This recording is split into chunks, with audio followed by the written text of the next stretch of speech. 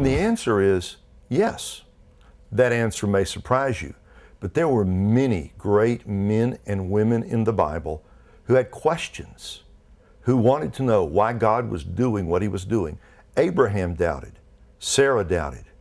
David cried out to the Lord, "Why, O Lord? Where are you? I cry out for you. I can't find you."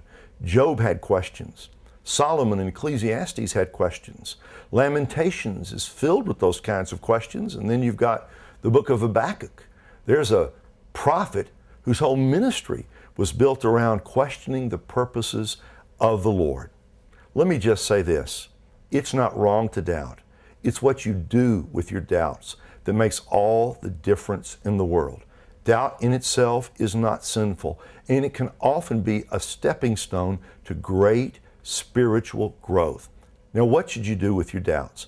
Number one, admit your doubts and ask for help. That's what Thomas did. That's what the father with the ill son did in Mark chapter 9. That's what the great men and women of the Bible did. Eventually, they brought their doubts to the Lord and asked him for help. Number two, act on your faith, not on your doubts. And by that I simply mean, you think Noah ever doubted? Yes, but he built the ark anyway. You think Abraham ever doubted? Yes, but he left for the promised land anyway.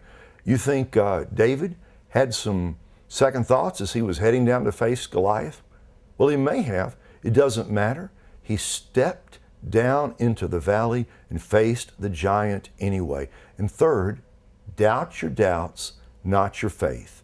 It's not a sin to go through a time of doubt and worry and indecision. And I tell people all the time, if you find yourself going through the valley of doubt, keep going. It's okay to go through that valley, but you don't have to stop and build a condo there. Just keep on going, and eventually God will bring you out to a better place. Someone has said, a man who has never doubted has only half believed.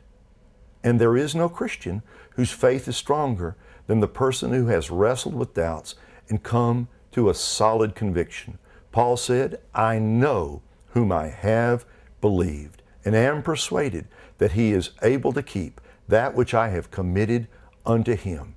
And I encourage you, as you are listening to my voice and watching me, I encourage you, take your doubts, go all in on Jesus, trust him completely. You'll discover in the end that those who trusted in him are never disappointed.